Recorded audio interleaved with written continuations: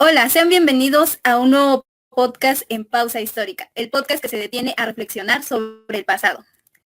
El día de hoy les vamos a hablar sobre el movimiento de independencia de México, que bueno, en realidad sería el movimiento de independencia de la Nueva España, pero pues de conocimiento general, la mayoría de la gente lo llama la independencia de México, y si no lo ponemos así, es posible que no nos encuentren cuando busquen podcast.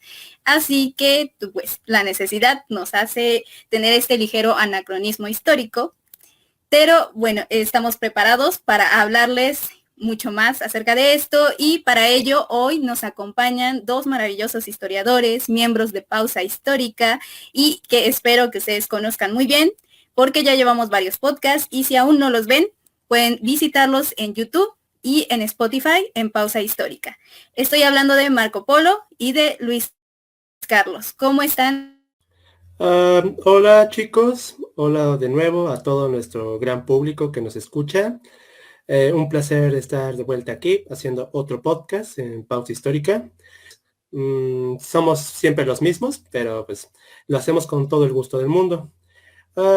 Yo feliz muchachos porque a mí me gusta mucho el pozole. Es uno de mis platillos favoritos y yo ando esperando pues, el 15 para comer pozole. Lástima que pues, ese día tengo clases en el doctorado de 5 a 8 de la noche y pues voy a tener que esperar un rato por ese pozole, pero bueno, aquí andamos con toda la actitud y de manteles largos. En mi caso, pues yo traje una bandera de México. Uh, una bandera de México y mi playera de la selección mexicana. Recuerden amigos, algún día vamos a ganar el mundial.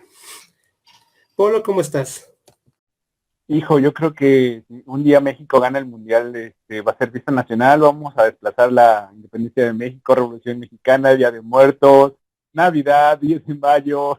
Creo que todas las festividades se van a ir al carajo si un día México el próximo año en el Mundial de Qatar lo llegamos a ganar, esperemos, esa es la ilusión de todo mexicano. No importa que se venga la depresión económica, venga, no sé, otra nueva pandemia, México es campeón, güey. Esperemos, pero no lo sé, ¿a qué costo? Bien, acá estamos, como siempre, como dijo Barbie, siempre estamos hasta nosotros. Hay que mencionar que no es porque queramos, muchos de nuestros compañeros y colegas de Pausa Histórica han tenido también complicaciones, trabajos, tener residencia.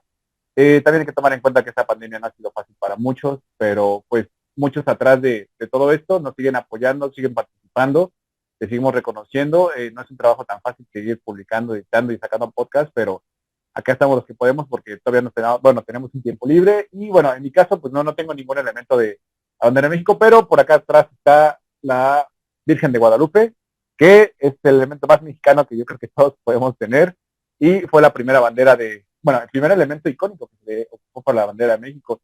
Y alguna vez, con estas pláticas filosóficas que tenemos ahí con los compañeros de Pausa Histórica, cuando estábamos en el colegio de historia, un día le dije, creo que a Agus, no mal recuerdo, Agustín Asbal, ¿qué pasaría si robaran la Virgen de Guadalupe en México? Yo creo que hasta narcos, políticos y todos los mexicanos nos seríamos para buscar. Eso lo Sí, dejamos para nuestro podcast del 12 de diciembre. O sea, ese tema suena muy sí. bueno. Pero bueno, Bárbara, veo que también traes un adorno para estas grandes fechas. Así es, Luis, todos preparados para esta noche mexicana del 15 de septiembre, que bueno, como vamos a hablar ahora, les vamos aquí a aclarar un poquito sobre este icónico grito de Dolores, que aparte me emociona mucho hablar sobre este tema, porque si han visto los otros podcasts, sobre todo nuestro aniversario, hemos hablado de qué nos motivó a estudiar historia. En esta parte yo narro que principalmente fue porque una vez me reprobaron en primaria, segura de que podía contestar excelentemente bien ese examen, pero me reprobaron. Así que como toda buena persona que no cuenta con otros libros en su casa más que los de la SEP, pues empecé a leer este libro de la SEP y El grito de Dolores, y la verdad a mí me llamó mucho la atención que solo lo mencionaran, como que Miguel Hidalgo tocó la campana y todos se reunieron y todos fueron aquí a hacer la independencia. Entonces yo decía, bueno, ¿y ¿Qué hizo para convencer a esas personas de que lo siguieran? Entonces, pues en esos momentos como que el libro no te aclaraba muchas cosas. ¿Qué me puedes decir, Polo, sobre por qué ocurre y cómo se da el hito de Miguel Hidalgo en Dolores? Bueno, primero antes que nada, ahorita mencionas que es algo muy clave en la cultura mexicana, que es como la educación primaria, secundaria y como que ese mito, ¿no? De Miguel Hidalgo, que un día tocó que se reunió con Josefa Ortiz de Domínguez y con otros personajes de la época para decir, ¿saben qué? Ya estamos cansados de los españoles, tenemos que independizarnos, queremos nuestro propio gobierno y te voy a tocar la campana y los indígenas se van a reunir y vamos a provocar la independencia de México, ¿no? O sea, es como que la idea romantizada, ¿no? Y como tú dices, a lo mejor en la primaria, de niño como que dices, ok, te la compras, pero conforme va pasando también el tiempo, como dices, no te conformas simplemente con esa idea, ¿no?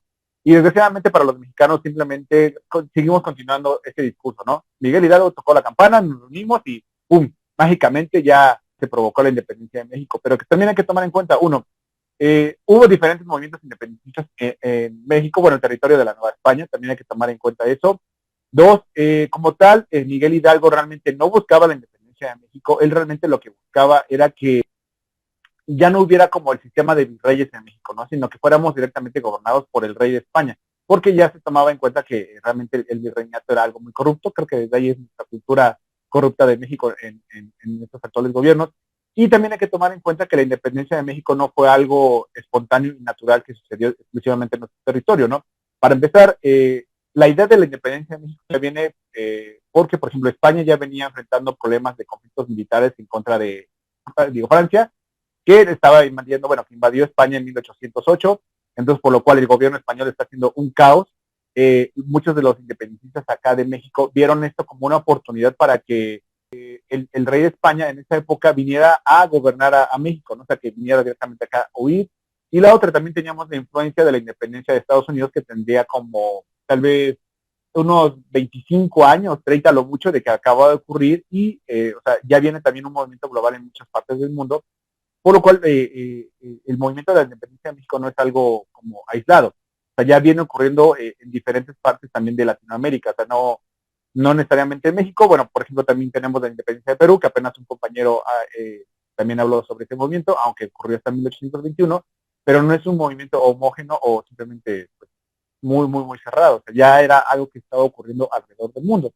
Pero, como tú dices, Barbie, simplemente los libros de texto que nos presentan en la primaria, pues no presentan toda esa información y nos presentan como el héroe tipo Superman a Miguel Hidalgo, que convocó a otros héroes y dijeron, vamos a independizarnos de España, ¿no? No sé, Luisito, ¿qué puedes decir? Pues Polo ha hecho un muy, muy buen resumen de los acontecimientos. Ha mencionado algunos puntos que son necesarios retomar. Para empezar, el movimiento de Hidalgo no es algo espontáneo, algo que surge de la nada. Es consecuencia de un contexto nacional e incluso internacional. Hay que recordar que en el siglo XVIII, en la mitad del siglo XVIII, vemos la instalación de las reformas borbónicas. Estas reformas lo que hacen es tratar de reformar a los virreinatos para extraer mayores recursos de las colonias y sostener a la metrópoli. Esto empieza a causar un malestar entre la gente local porque se empiezan a cuestionar de el por qué nosotros tenemos que mandar dinero a la metrópolis y qué recibimos nosotros a cambio. Además, hay una sociedad en donde se privilegia mucho a los llamados peninsulares, es decir, a los españoles que vienen de la metrópoli, dado que ellos pueden acceder a los puestos más altos en el virreinato. Por ejemplo, el virrey es un representante del rey y por lo general él nunca nació en el territorio, sino viene un extranjero a gobernar, básicamente. Entonces vemos que hay una sociedad frustrada en el sentido de que ellos consideran que pueden hacer mejor las cosas sin la necesidad de cortar lazos con España. Eso es algo muy importante aclarar. O sea, Hay una idea de mayor autonomía para gestionar mejor sus problemas locales sin la necesidad de cortar lazos con la metrópoli y tampoco sin la necesidad de ser un nuevo país. Miguel Hidalgo tiene ese sentimiento de que digas, bueno, pues creo que nosotros, los oriundos locales, podemos gobernarnos mejor, porque también estamos hartos de administraciones que pues, no están a la altura de los acontecimientos. Y cuando lanza su llamado grito de dolores, Hidalgo nunca pronuncia la palabra México. O sea, Hidalgo no tenía la concepción de la idea de un país, sino él decía, muera el mal gobierno, viva el rey Fernando VII, que en ese momento era prisionero, lo habían sacado del trono por Napoleón. Hay un vacío del poder en la metrópoli y se considera que los locales pueden llenar ese vacío para gobernarse mejor. Ya los resultados o los métodos van a variar. Y aquí el primer método, y en el cual todos nos acordamos, es el movimiento de Hidalgo. Muy importantes los puntos que mencionas, Luis, como los historiadores, todo depende del contexto. Entonces, en este contexto, tanto las reformas borbónicas como las ideas de la Ilustración, que influyen mucho en este movimiento de independencia, especialmente en los criollos, que son quienes empiezan a tener estos asuntos de conspiraciones contra el gobierno de la Nueva España, en esto de que la extracción de la plata, el oro, las reformas borbónicas y los nuevos impuestos que que les ponen a la Nueva España, y que no le vienen gustando mucho a los habitantes, ¿no?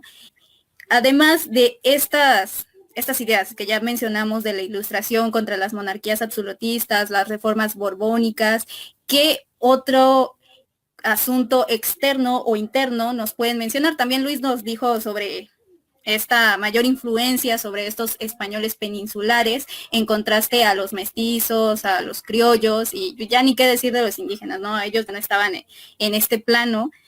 Polo, ¿quieres agregar alguna otra causa, ya sea externa o interna dentro del territorio de la Nueva España que haya Bueno, yo creo que ahorita ya mencionaron igual muchos puntos interesantes. Bueno, un breve resumen realmente con amigos, seguidores de históricas, que se ponen a leer bastante sobre la independencia, es muy, muy largo. Pero yo también creo que también hay que tomar en cuenta el movimiento del Bajío, de toda la zona de Guanajuato, Nayarit, Querétaro, toda esa zona. Zacatecas hay que tomar en cuenta que es una zona minera, fuertemente minera, y que su principal fuente de ingresos era la minería.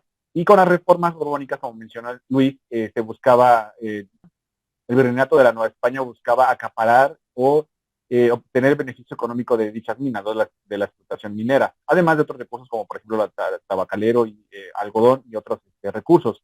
Pero ¿qué es lo que pasa? La zona del Bajío realmente lo que menos quería pagar era el control de aduanas, y algo que se buscaba realmente era controlar todo ese pago y toda esa explotación minera llegara a la Nueva España. Pero, pequeño dato, realmente era muy poco controlado esa explotación. Entonces, lo que estaba buscando realmente ¿cómo se llama?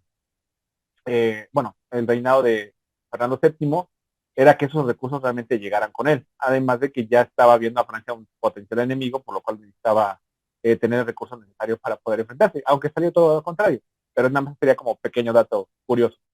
Exactamente. También algo muy importante mencionar es, bueno, como todos saben, Miguel Hidalgo pues era un cura y en esos momentos también una de las reformas borbónicas o uno de las cosas que implementa en la Nueva España es la expulsión de los jesuitas. ¿Qué pasó con el pensamiento en la Nueva España al darse esa expulsión de los jesuitas? Es un punto muy interesante lo que mencionas, Bárbara, porque se considera la orden jesuita una orden que siempre formaba a la élite intelectual local. Por ejemplo, tenemos a Francisco Javier Clavijero. Él fue jesuita y cuando lo desterraron por estas leyes, él se exilió en Italia y él escribió lo que es historia antigua de México. Marca un hito para la historiografía de nuestro país, porque ya se habla de un sentimiento nacional, o sea, con todas las matices. Y este libro, hasta el día de hoy, representa un parteaguas en el cual dicen, bueno, ya existe México en el imaginario.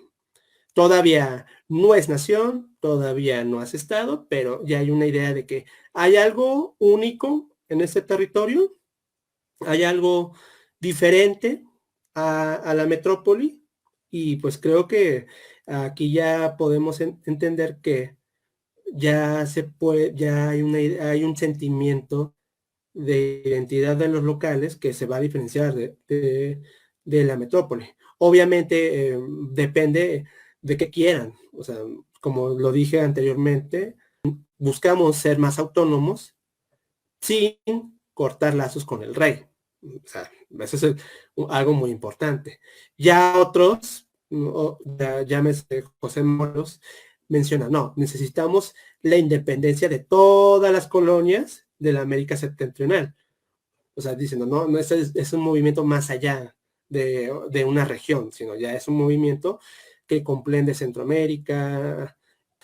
Aquí vemos cómo los jesuitas tienen una influencia clara, porque se va a una élite intelectual que va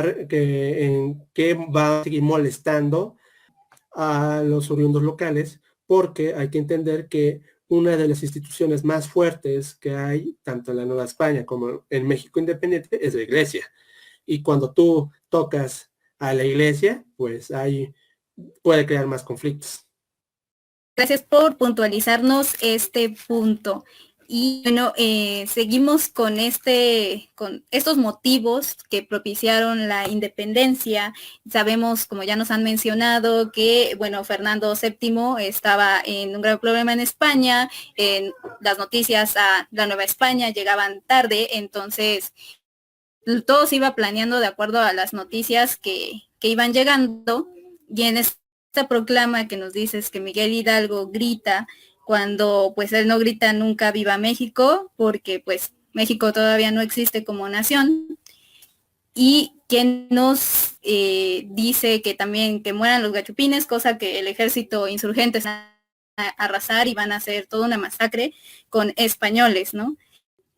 Dentro de todo esto tenemos pues claras semejanzas, como dicen, influidos por la independencia de las 13 colonias en Estados Unidos, que también tenían ellos la misma idea de tener un gobierno autónomo, pero bajo la corona de Inglaterra, y la Nueva España es lo mismo, un gobierno autónomo, pero bajo la corona de España, reconociendo a Fernando VII, que aparte era como un monarca pues muy querido por el pueblo, tanto el pueblo español como los habitantes españoles en la Nueva España. Y que pues otra semejanza que yo puedo encontrar ahí es que en estas reformas borbónicas, al cobrar más impuestos que antes no se tenían y monopolizar todos aquellos productos que tenían mayores ingresos, pues se asemeja también a lo que pasó en las 13 colonias con el impuesto del té, y que va a causar muchos problemas, las malas ideas que tienen todas las monarquías y que han llevado a perder a sus colonias. Punto, o qué me pueden decir ahora ya abordando el grito del 16 de septiembre, porque no es el 15 de septiembre, o sea, seguimos celebrando el 15 de septiembre, que aunque los mismos sentimientos de la nación también escribían que se tenía que solemnizar el 16 de septiembre. Y entonces tengo una pregunta, ¿por qué lo celebramos el 15 de septiembre y no el 16 de septiembre, Polo? Bueno, yo creo que el mito, o la mayoría de la población mexicana que conoce, es que eso se debe a Porfirio Díaz, ¿no? Que siempre mencionan que su cumpleaños era el 15 de septiembre, entonces, por lo cual se decidió que una noche antes él celebrara su cumpleaños, pero lo disfrazaba con la independencia de México. Y yo creo que es más que nada un error de la historiografía que se ha venido repitiendo, y que realmente el gobierno ya ni siquiera se molesta por cambiar, ¿no? Que saben que es que la corrección sería que lo celebramos el 16 para el 7, pero pues ya es la costumbre, ¿no? Entonces, ya creo que es algo como como le dicen, usos y costumbres de la cultura mexicana que si quisiéramos cambiar ya nos meteríamos en camisa de 11 varas realmente, ¿no? Ya depende de cada persona entender que realmente ocurrió en la noche, en la madrugada del 16 de septiembre, ¿no? No necesariamente en la noche del 15, pero yo creo que ya es algo cultural, ¿no? O sea, ¿quién no sale del 15 a tomarse unas cervezas, tequilas, vas a ver los amigos, vas a comer pozole, carnitas, lo que se pueda? Entonces ya es algo ya muy arraigado a la cultura mexicana que creo que sería como complicado cambiar. Tiene razón Polo, por ejemplo, ya una cosa es el hecho histórico, en el cual dices, bueno, pues Hidalgo los reunió en la madrugada del 16, tocó las campanas de la iglesia y se reunieron los indígenas y la chusma, ¿no? Y pues, lanzó su grito. Obviamente, para usos y costumbres, pues lo celebramos la noche del 15, porque pues se da esta idea de la reunión social, la familia, vamos a cenar y pues ya es algo de usos y costumbres, como lo ha dicho Polo. Y, por ejemplo, un extranjero que estudió conmigo en la maestría y que apenas había llegado a México, que tenía como un mes, le tocó vivir lo del 15 de septiembre y en sus palabras dijo, es que siento que el 15 de septiembre es como si fuera Navidad, la Navidad, porque literal te reúnen con la familia, cenan, y en lugar de, por ejemplo, cenar cosas de Navidad, romeritos, aquí es el pozole, pero es la misma dinámica en el cual en lugar de reunirnos con un árbol, alrededor de un árbol, nos reunimos alrededor de una campana que está sonando y ya una vez que termina las campanas, así vamos a la fiesta, hay que celebrar, hay que convivir, porque pues el 16 es un día feriado, es feriado oficial, o sea, la mayoría de la gente no tiene que trabajar al día siguiente o entran una hora más tarde a trabajar y se da el espacio perfecto para el divertimento. O sea, y eso se nos ha quedado hasta el día de hoy. Poco importa hablar de todo este gran fenómeno, cómo sucedió, cuando lo principal es la conmemoración de México, el Viva México, me reúno con la familia y vamos a tratar de pasarlo bien. Esto que nos dice sobre que algunos descansan mediodía o esto, bueno, ya no aplica a la mayoría de la gente que trabaja y que pues, ni nos dan el día. Las escuelas, pues, que eran las principales que tenían este puente y que hacían nada más su desfile el 16 de septiembre, que ahorita por pandemia, pues ya sería el segundo año en que este desfile de las escuelas no se estaría realizando. Entonces, eso también puede afectar un poquito más esta percepción que se tiene sobre la historia en las escuelas. Y bueno, regresando a este punto del grito, que se adelanta además, o sea, ocurre un 16 de septiembre, pero estaba planeado para octubre, porque se descubre la conspiración de Querétaro y mandan a apresar a todas estas personas que estaban participando, que es Josefa Ortiz de Domínguez, es Aldama, Allende, Miguel Hidalgo, y que por eso se tiene que adelantar este grito y que pues impidió de alguna forma organizar un ejército como más entrenado, que era la idea de Allende, y en cambio pues se toma toda esta gente que logra reunir Miguel Hidalgo y la gente que estaba presa y que él libera, y con la que se encamina hacia Celaya, hacia San Miguel, y que posteriormente pues va a llegar a la alhóndiga de Granaditas, que también es pues un evento como muy importante y muy recalcado en la historia.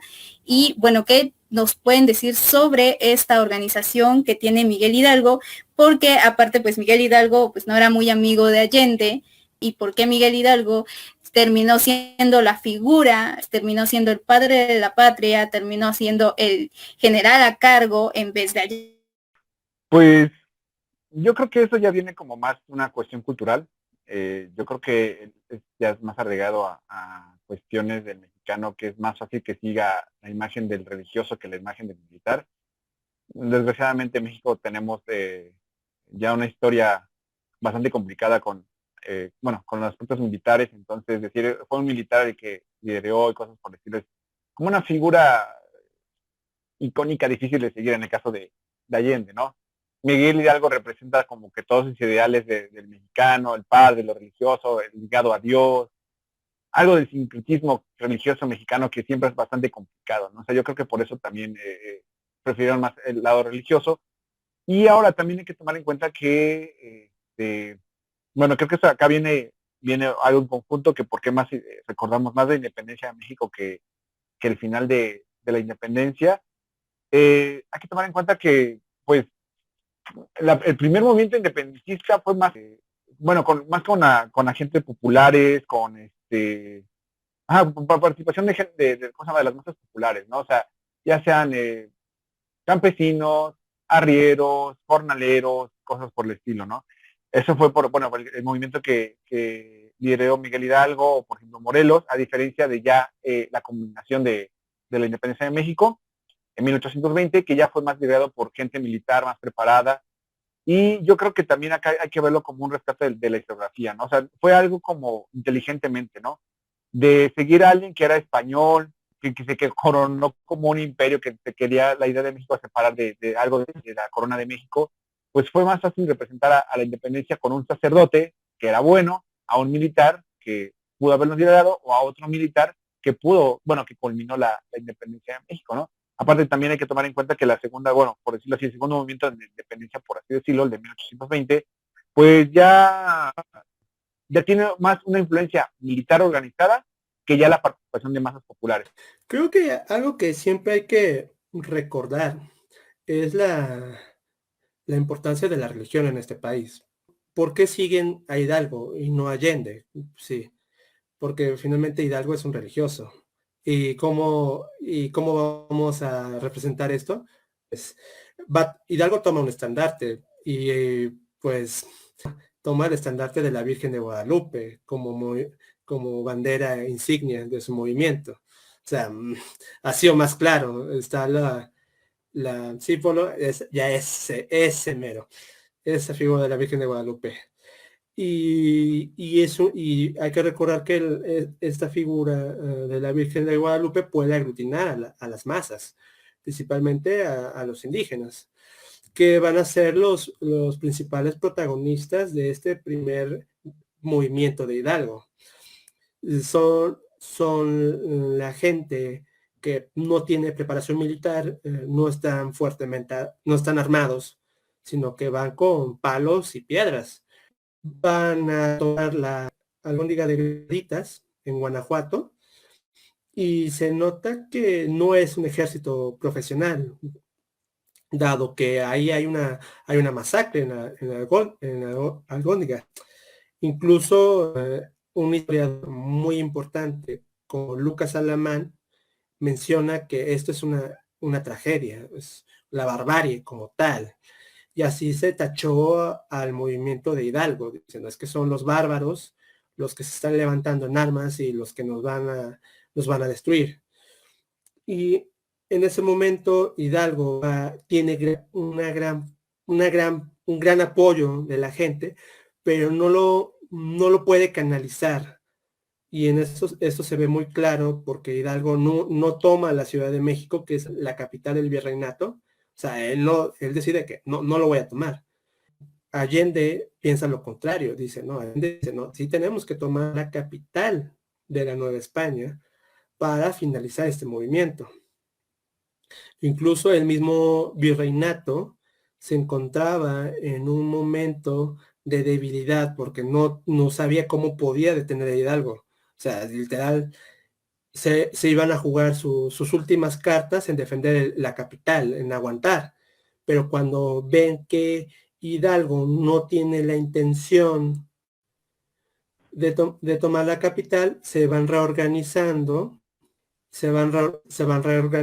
y ahora sí, ya a finales de 1810 y 1811, ya con un ejército profesional, logra vencer al movimiento de Hidalgo. O sea, por tanto, Hidalgo Allende, Aldama, Albasolo, van a tener que huir a Estados Unidos para tratar de comprar armas, tratar de reactivar el movimiento, pero en ese momento son apresados y juzgados, o sea, hasta ahí llega el primer intento, el primer movimiento de Hidalgo, algo que se sale de control, o sea, tiene un gran apoyo, pero no queda claro cómo iban a lograr el objetivo. Esa es la palabra, cómo lo van a hacer, cómo lo van a hacer posible. Y finalmente va a ser José María Morelos y Pavón, que aprende de los errores de Hidalgo, en el cual dice, no, ¿saben qué? Sí necesitamos captar recursos, sí necesitamos tropas un poco más profesionales, que estén mejor entrenadas, sí necesitamos saber dónde vamos a combatir, cuándo vamos a combatir a los realistas.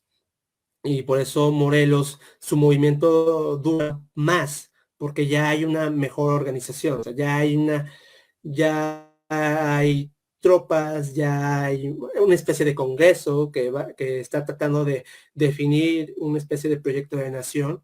Y en el caso de Hidalgo, pues no existía esa idea de proyecto de nación. Sí existía la idea hay que liberar a los esclavos, pero como tal, reemplazar a un gobierno con otro gobierno, pues no se sabía cómo. De Miguel Hidalgo, que tenía mucha influencia sobre esta gente, en por qué se recuerda más el inicio que el final. Digo, no puedes comparar una figura enaltecida de Miguel Hidalgo con una figura de Agustín de Iturbide, que ya aparte es como retratado como el traidor de la patria. Pues obviamente pues van a recordar más este inicio que el mismo final, que la misma consumación.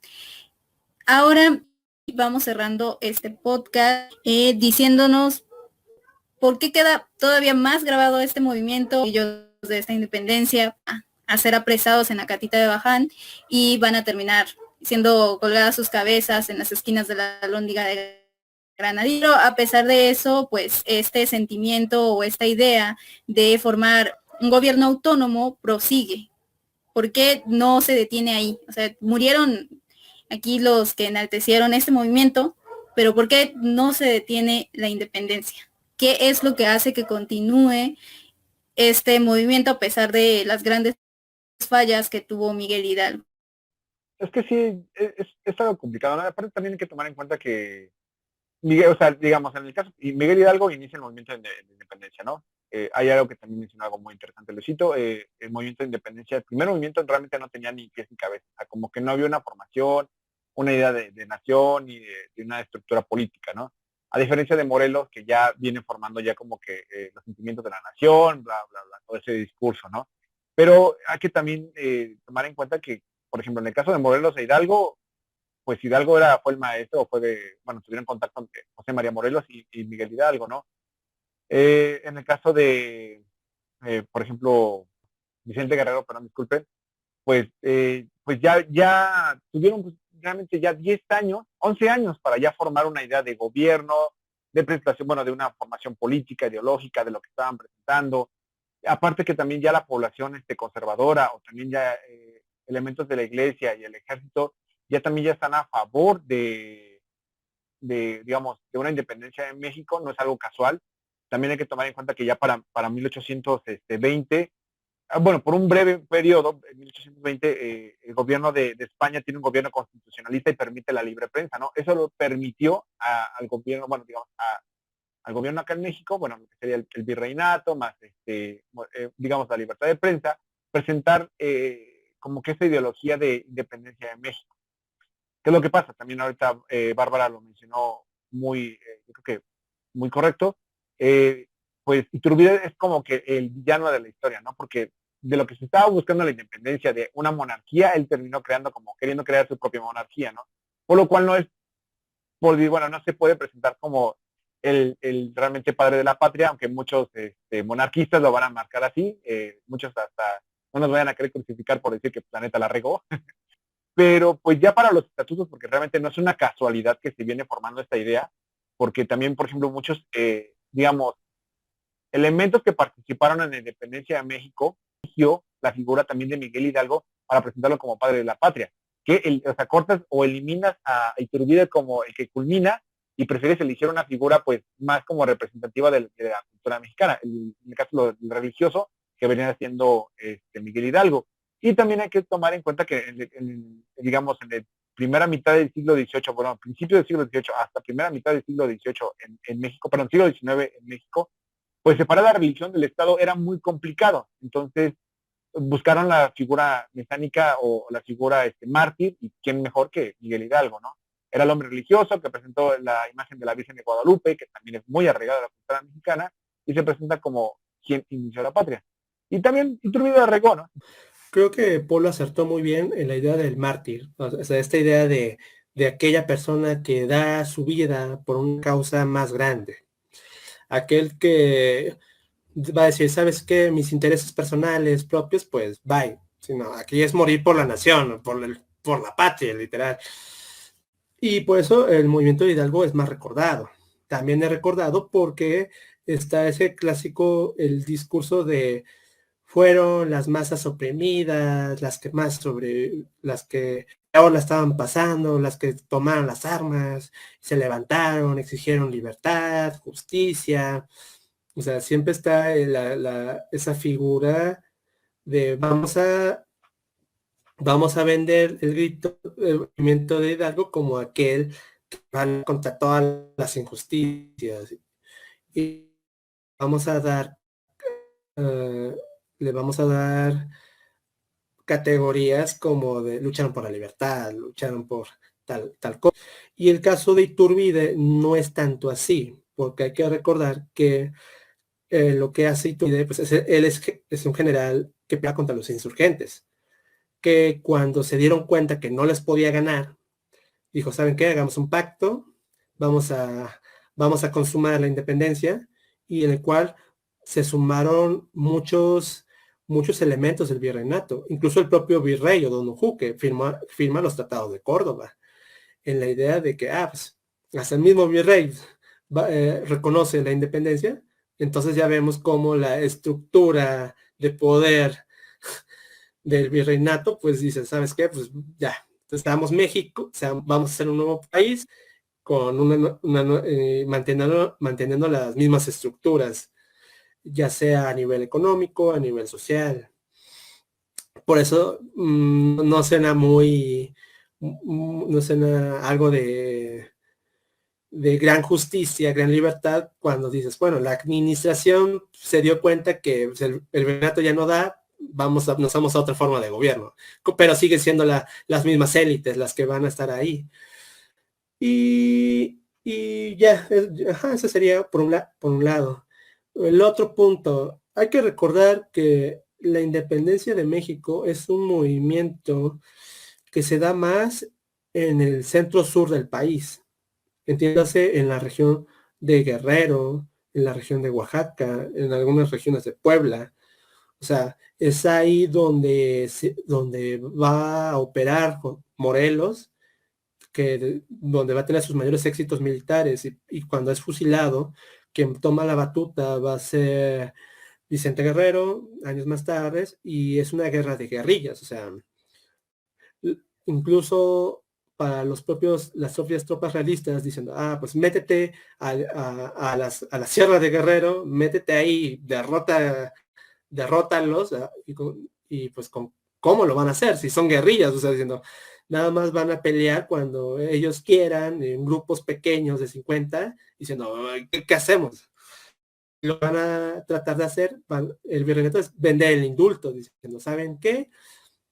Pues a los que se levantaron en armas por la independencia, les vamos a dar la oportunidad de que se rindan, no los vamos a juzgar, no van a terminar como Hidalgo, y eso merma el propio movimiento insurgente, y va a haber momentos entre 1815 y 1818 en el cual pues no pasa gran cosa, porque pues, son simples guerrillas, son simples grupos pequeños que están operando, diciendo, no tienen la fuerza para tratar de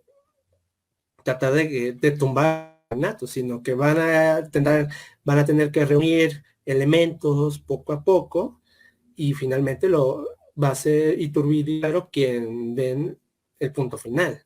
Pero pues ese es un proceso todavía más complejo de explicar, donde aquí no hay grandes batallas, no hay grandes hazañas, y pues para el discurso nacional pues no es tan atractivo venderlo, diciendo, bueno, pues no es como la Algónica de Granaditas donde está la figura del Pipi, la que dices, hasta el día de hoy nos ponemos a discutir si existió o no existió, pero es tan fuerte su figura de una persona que se cargó una losa de piedra, soportó el peso, se protegió de los disparos y gracias a él se tomó la e Hidalgo ganó. En el caso de Guerrero y Iturbide, pues no hay estas grandes hazañas, sino dicen, bueno, pues, ¿cómo vender esto?